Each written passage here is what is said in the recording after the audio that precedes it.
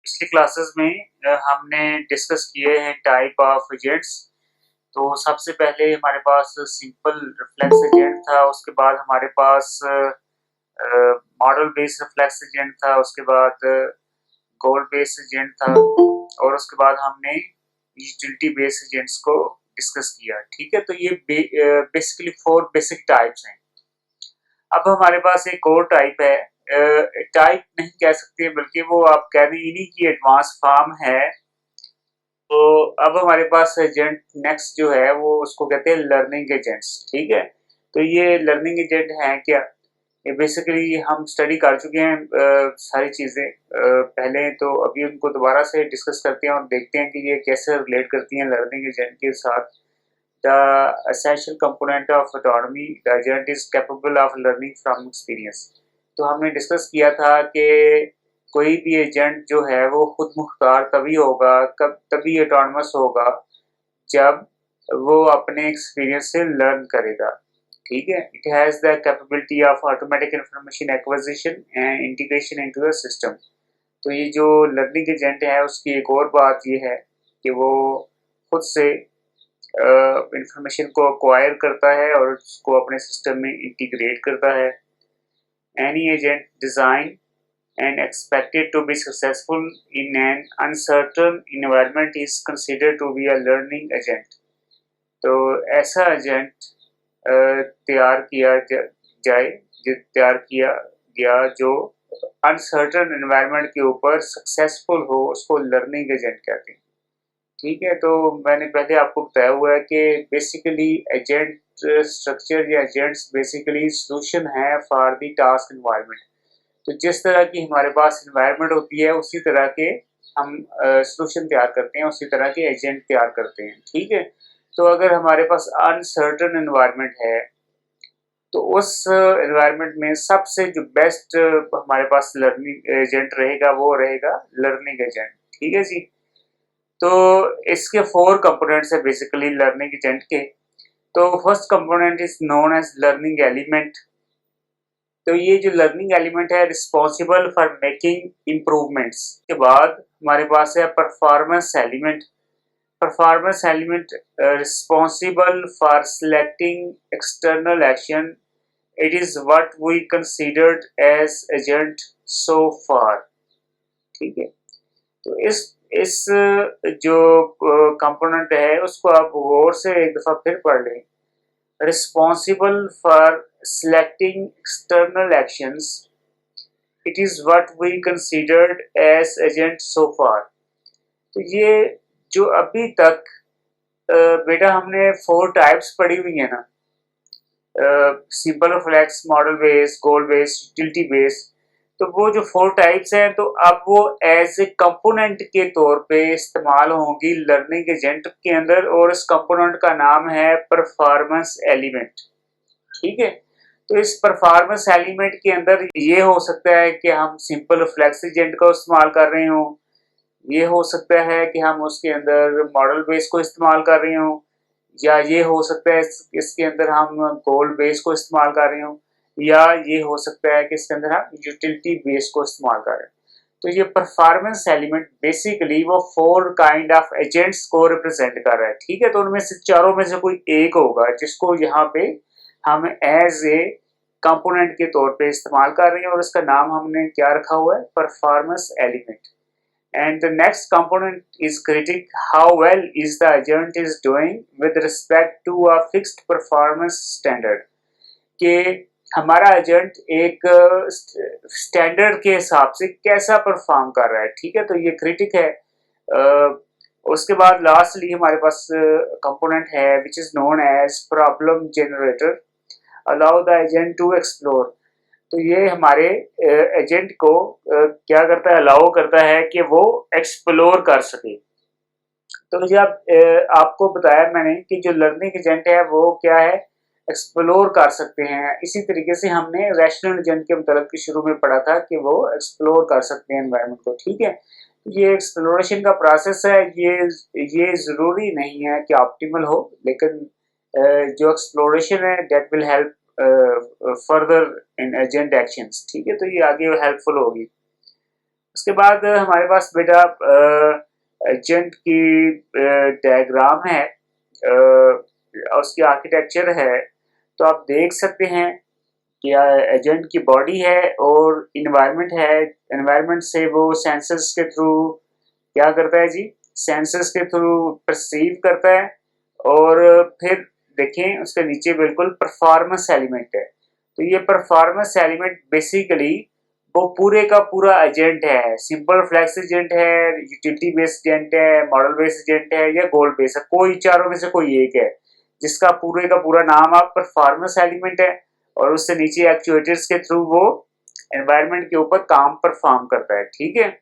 अब इसमें जो नई चीजें हैं वो है एक क्रिटिक, और दूसरा है लर्निंग एलिमेंट, और तीसरा है प्रॉब्लम जनरेटर। तो जैसे कि अभी हमने डिस्कस किया कि क्रिटिक क्या है, इसमें बेसिकली क्रिटिक हमारे पास एक एंटिटी है जो हमें बताती है according to some external performance standard कि हम कैसा परफॉर्म कर रहे हैं। ठीक है जी। तो परफॉर्मेंस स्टैंडर्ड जो है that must be external to the agent body. तो ये परफॉर्मेंस स्टैंडर्ड जो है ना वो एजेंट से बाहर होने चाहिए। ठीक है। ताकि एक स्टैंडर्ड मेंटेन रहे, और ये ना हो कि अगर ये स्टैंडर्ड परफॉर्मेंस स्टैंडर्ड बॉडी के अंदर हो तो जो एजेंट है अपनी मर्जी से चेंज करता फिरे। तो अगर पूरा नहीं कर सकता तो उसको चेंज कर दे कि अच्छा ये तो मैं अचीव नहीं कर सकता तो चलो मैं इसको थोड़ा सा चेंज करके तो कम कर देता हूँ। ठीक है, ऐसा नहीं होना चाहिए। तो ये एक्सटर्नल होना चाहिए ताकि हम उसको प्रॉपरली एवेल्युएट कर सके। और जो क्रिटिक है ये बेसिकली हमें बताता है कि हमारा agent with respect to the standard performance कैसा परफॉर्म कर रहा है। ठीक है। तो इसकी एग्जांपल आप देख लें कि फर्ज करें ऑटोमेटेड गाड़ी है तो वो ड्राइव हो रही है, तो अचानक वो 3-4 लेन्स ना क्रॉस करके तो फर्स्ट लेन पे आ जाती है। फर्ज करें वो लास्ट लेन पे जा रही है तो अचानक 3-4 लेन्स वो इकट्ठी क्रॉस करके तो फर्स्ट लेन पे आ जाती हैं।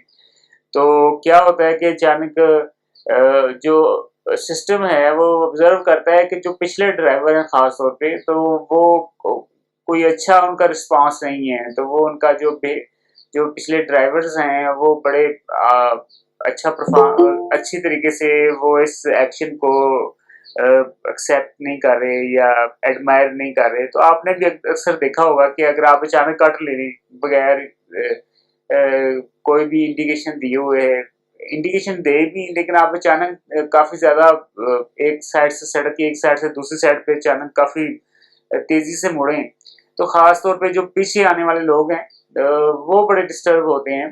तो वो बल्कि आपको अच्छे अल्फाज से याद भी करते हैं कि आप लोग जो ड्राइविंग करते हैं। ठीक है।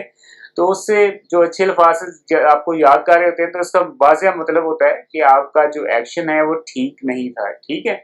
तो ये ही हमारे पास एक्सटर्नल आपको फीडबैक मिला है, और क्रिटिक के थ्रू ये हमें बताएंगे कि ये जो काम आपने किया है ये ठीक नहीं है और इसमें इम्प्रूवमेंट की ज़रूरत है। ठीक है। तो नेक्स्ट टाइम ये काम आपने नहीं करना।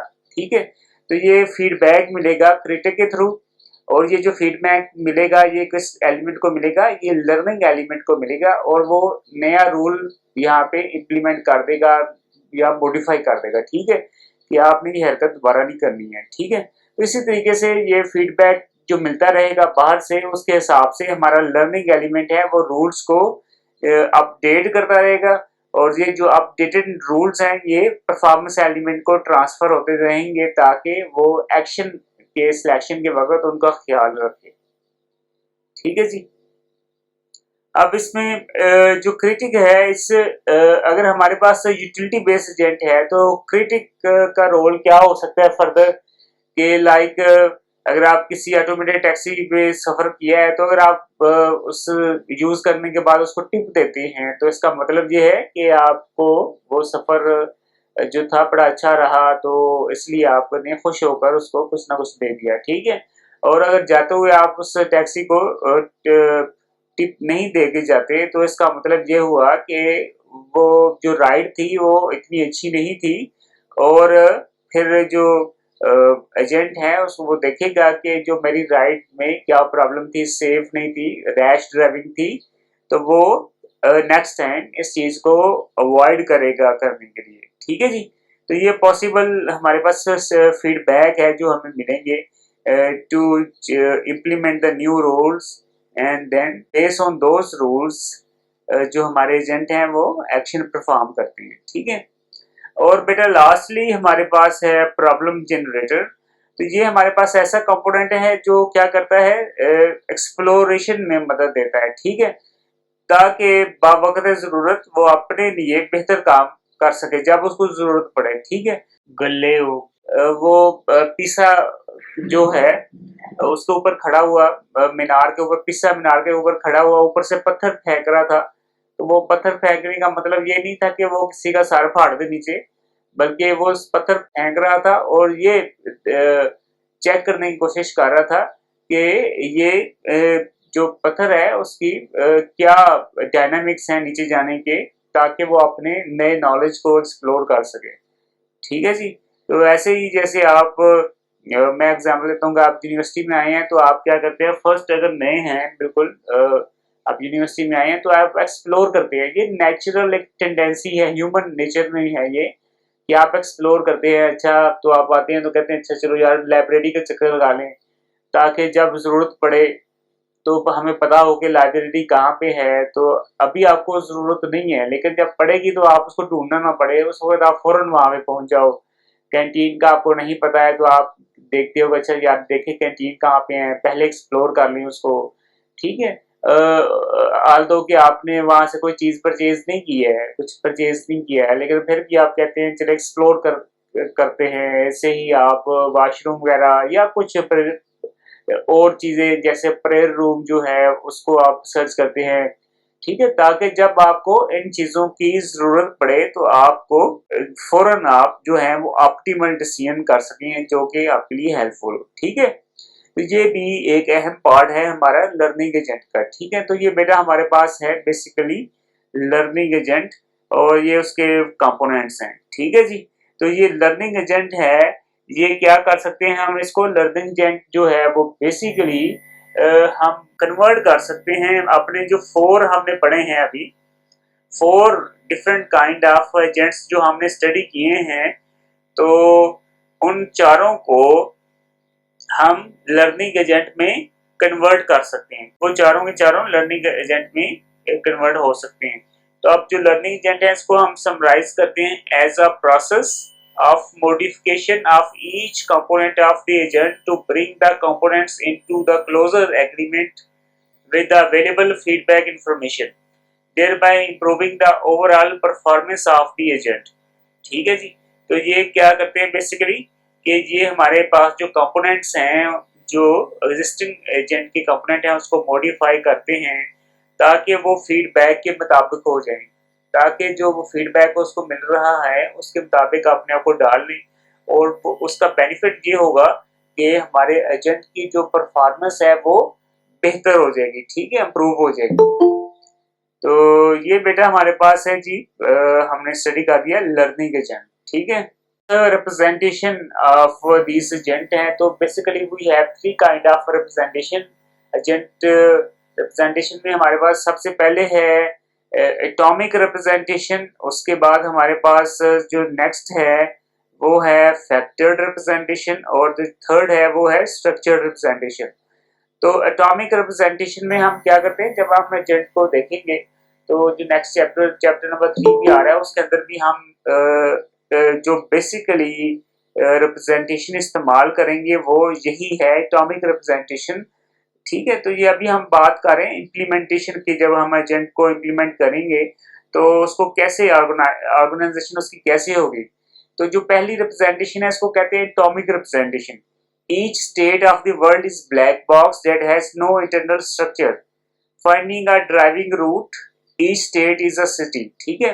तो क्या होता है कि हर जो स्टेट है, हमारे जो एजेंट की हर स्टेट एक ब्लैक बॉक्स है। ठीक है। तो उसके इंटरनल क्या है हमें नहीं पता है, वो पूरा ब्लैक बॉक्स है और वो एज स्टेट के तौर पे इस्तेमाल हो रहा है। तो इसकी एग्जांपल ऐसे है कि हमने एक राउट फाइंड करना है from one city to another city. तो जो सर्कल्स हैं, जो नोड्स हैं, वो बेसिकली हमें स्टेट्स बता रही हैं। तो इसकी एग्जांपल्स हैं एल्गोरिदम के अंदर हमने डिफरेंट ग्राफ एल्गोरिदम पढ़ी थी। तो तो आप जो समझें कि जो नोड है जो उसके वो एज ए स्टेट के तौर पे इस्तेमाल हो रहे हैं, और हर जो नोड है, हर सर्कल जो है वो एक स्टेट को रिप्रेजेंट कर रहा है। ठीक है जी। तो ऐसी रिप्रेजेंटेशन को हम एटॉमिक रिप्रेजेंटेशन कहते हैं। और ये कहाँ पे इस्तेमाल होती है एआई के अंदर? ये सर्चिंग के अंदर इस्तेमाल होती है। जो नेक्स्ट चैप्टर है वो सर्चिंग का चैप्टर है, उसके अंदर इसको इस्तेमाल कर सकते हैं, गेम्स के अंदर। और मार्कअप डिसीजन प्रोसेस हैं, इसी तरह हिडन मार्कअप मॉडल्स हैं। तो इन तमाम जो हमारे पास different kind of AI algorithms हैं, इनके अंदर हम एजेंट को इस्तेमाल कर सकते हैं। ठीक है। तो हमने ब्रेथ फर्स्ट सर्च और डेप्थ फर्स्ट सर्च जो पढ़ा था एल्गोरिदम के अंदर, तो हमने देखा था वहां पे हमने ग्राफ का इस्तेमाल किया था। ठीक है। ग्राफ के ऊपर हमने वही एल्गोरिदम्स हैं, एग्जैक्टली सेम एल्गोरिदम्स हैं, और हमने जो नोड्स थी उनको हमने बेसिकली एज ए स्टेट के तौर पे इस्तेमाल किया था। तो बिल्कुल उसी जो तरह के जो ग्राफ हैं वो हम यहाँ पे भी इस्तेमाल करेंगे। उसके बाद बेटा हमारे पास है फैक्टर्ड रिप्रेजेंटेशन।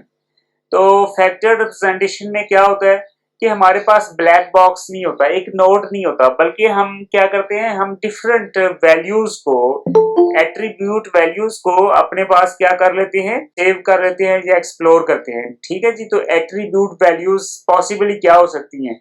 तो जैसे अभी हमने जिक्र किया है कि हमने कहा राउट फाइंडिंग है, तो उसमें सिटीज जो हैं वो हमारे पास क्या हैं, वो एज ए जो सर्कल या एज ए नोड के तौर पे आ रही हैं, और वो सारी के सारी ब्लैक बॉक्स के तौर पे इस्तेमाल हो रही हैं।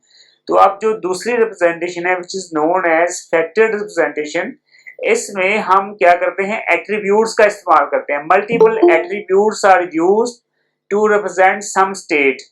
तो किसी भी स्टेट को रिप्रेजेंट करने के लिए हम मल्टीपल एट्रीब्यूट्स जो हैं वो शो करते हैं, वो इस्तेमाल करते हैं। ठीक है। तो फर्ज करें पहले हमने कहा एटॉमिक में हमने कहा गुजरांवाला एक सिटी है, वो एक स्टेट है, दैट्स इट। अब जो अगर हम उसको फैक्टर्ड से करेंगे तो हम उसके अलावा और चीजें भी बताएंगे कि गुजरांवाला में क्या है जी। गुजरांवाला की स्टेट में हम तब पहुंचेंगे जब जीपीएस लोकेशन ये होगी, हमारे पास जीपीएस का डाटा होगा, हमारे amount of gas in tank ये होगी, टेम्परेचर ये होगा, और कुछ वेरिएबल्स हो सकते हैं। ठीक है जी। कोई इंडिकेटर हो सकते हैं, लाइक एनवायरनमेंट में पोल्यूशन का इंडिकेटर हो सकता है, और रश वगैरह की सूरत हाल, ट्रैफिक की सूरत हाल। ठीक है। तो ये 4-5 एट्रीब्यूट्स हैं, ये मिलकर क्या करेंगे, ये सारे 4-5 एट्रीब्यूट मिलकर एक स्टेट का बताएंगे कि ये स्टेट अकर हो गई है। ठीक है जी। तो ऐसी रिप्रेजेंटेशन को फैक्टर्ड रिप्रेजेंटेशन कहते हैं। तो इस जो रिप्रेजेंटेशन है उसको इस्तेमाल करने के लिए हमारे पास कंस्ट्रेंट सेटिस्फैक्शन प्रॉब्लम्स हैं, बेजियर नेटवर्क में ऐसी स्टेट इस्तेमाल होती हैं। इसके अलावा मशीन लर्निंग की जो एल्गोरिदम्स हैं उनमें भी ये सारे का सारा इस्तेमाल होता है। ठीक है। तो इंशाल्लाह जो नेक्स्ट हमारा पोर्शन है वो मशीन लर्निंग के एल्गोरिदम्स ही हैं बेसिकली। तो हम उसी के अंदर इसको काफी डिटेल से स्टडी करेंगे कि किसी एक स्टेट को रिप्रेजेंट करने के लिए हम मल्टीपल एट्रीब्यूट्स का इस्तेमाल करते हैं। ठीक है। उसके बाद लास्टली बेटा हमारे पास है जी third kind of agent organization which is known as structured representation. In structured representation, relations between the object of a state can be explicitly expressed. ठीक है। तो इसमें ये आप देखते जाए कि जो तीसरी ऑर्गेनाइजेशन पे हमें पहुंचे हैं, तो पहली थी वो बड़ी सिंपल थी, सादा एक नोड था जिससे हम स्टेट रिप्रेजेंट करते थे। उसके बाद हमारे पास क्या हुआ, हमने 3-4-5 वेरिएबल्स को मिला के एक स्टेट को रिप्रेजेंट किया, जिसको हमने फैक्टर्ड रिप्रेजेंटेशन कहा। अब हमारे पास तीसरी है, और ये बहुत कम्प्लेक्स है, उससे भी एडवांस है। इसमें वेरिएबल से काम नहीं चलेगा। तो इसमें क्या चाहिए, इसमें हमें ऑब्जेक्ट्स और उनके दरमियान रिलेशनशिप चाहिए। ठीक है। तो ये नीचे आप डायग्राम भी देख सकते हैं, डिफरेंट ऑब्जेक्ट्स हैं और उनकी डायग्राम्स आप देख रहे हैं जो आपस में एक दूसरे के साथ कनेक्टेड हैं। ठीक है जी। तो ऐसी रिप्रेजेंटेशन जो है वो कहाँ पे इस्तेमाल होती है, वो एआई एल्गोरिथम्स खास तौर पे first order logic, knowledge based learning और जो नेचुरल लैंग्वेज प्रोसेसिंग है वहां पे इस्तेमाल होती है। तो इसकी एग्जांपल ये है कि आपके सामने एक ट्रक जा रहा है, और वो ट्रक में जो है ना वो बैफलोज है, ठीक है जी। तो वो अचानक एक बैफलो जो है वो पीछे से छलांग लगा के उतर जाती है ट्रक से, तो आप इसको कैसे रिप्रेजेंट करेंगे, ठीक है।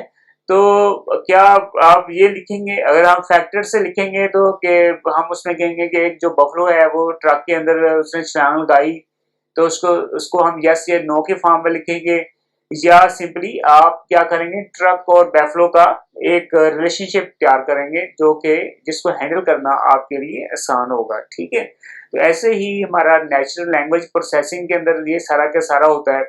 वहां पे भी हमारे पास सब्जेक्ट्स हैं, ऑब्जेक्ट हैं, वर्ब है और इंग्लिश के बहुत सी टर्म्स हैं, और उनका आपस में एक रिलेशनशिप होता है। उसको हम एटॉमिक से भी रिप्रेजेंट नहीं कर सकते, उसको हम फैक्टर से भी रिप्रेजेंट नहीं कर सकते, बल्कि उसको हम सिर्फ रिलेशनशिप ऑब्जेक्ट रिलेशन की फॉर्म में कर सकते हैं, ठीक है। तो इसकी इसकी इसके पैरेलल एक एग्जांपल ऐसे है, जैसे आपकी लैंग्वेजेस हैं, तो पहले जो लैंग्वेजेस आपकी थी, प्रोग्रामिंग लैंग्वेजेस बड़ी सादा थी, फिर आपके पास स्ट्रक्चर्ड लैंग्वेज आई, फिर ऑब्जेक्ट ओरिएंटेड लैंग्वेज आ गई, ठीक है। तो वो सिर्फ वेरिएबल थे, फिर फंक्शन आ गए, फिर फंक्शन भी काफी नहीं थे, तो फिर क्या किया, क्लासेस आ गई, ठीक है, एडवांसमेंट आती रही। तो ऐसे ही हम अपने एजेंट को डिफरेंट तरीकों से रिप्रेजेंट कर सकते हैं, और आज हमने बेसिकली तीन तरीके देखे हैं। पहला तरीका है जी हमारे पास एटॉमिक, जिसमें हमारी जो स्टेट है वो सिंगल नोड से रिप्रेजेंट हो जाती है, ठीक है। जो दूसरा तरीका हमारे पास है जिसको हम फैक्टर्ड कहते हैं, उसमें एक स्टेट को रिप्रेजेंट करने के लिए 4 5 6 डिफरेंट वेरिएबल्स को इस्तेमाल करते हैं, तो फिर हमें पता चलता है कि ये एक स्टेट आ गई है, ठीक है। इसके बाद हम हमारे पास जो लास्ट वे है उसको हम स्ट्रक्चर्ड कहते हैं, और उसमें हम रिलेशनशिप बिटवीन ऑब्जेक्ट्स को इस्तेमाल करते हैं टू शो सम स्टेट्स, ठीक है जी। तो ये बेटा हमारे पास तीन बेसिकली ऑर्गेनाइजेशन है फॉर द एजेंट्स। और लास्टली बेटा हम इसको समराइज करते हैं, पूरा जो चैप्टर हमने स्टडी कर लिया है आज, ये चैप्टर क्लोज हो गया है। Chapter number 2, agents interact with environments through actuators and sensors. The agent function describes what the agent does in all circumstances. The performance measure evaluates the environment sequence. A perfectly rational agent maximizes expected performance. Agent programs implement some agent functions. Piece descriptions define task environments.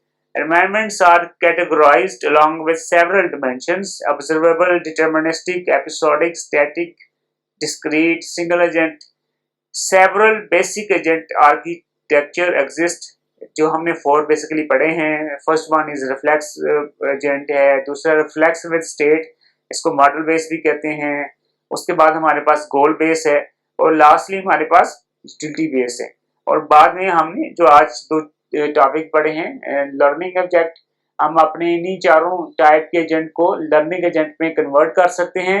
और lastly हमने agent की organisation देखी है कि हम कैसे agent states को represent कर सकते हैं। उसमें हमने आज देखा है कि हम उसको एटॉमिक स्ट्रक्चर को एटॉमिक रिप्रेजेंटेशन इस्तेमाल कर सकते हैं, हम फैक्टर्ड रिप्रेजेंटेशन इस्तेमाल कर सकते हैं, या हम स्ट्रक्चर्ड रिप्रेजेंटेशन इस्तेमाल कर सकते हैं।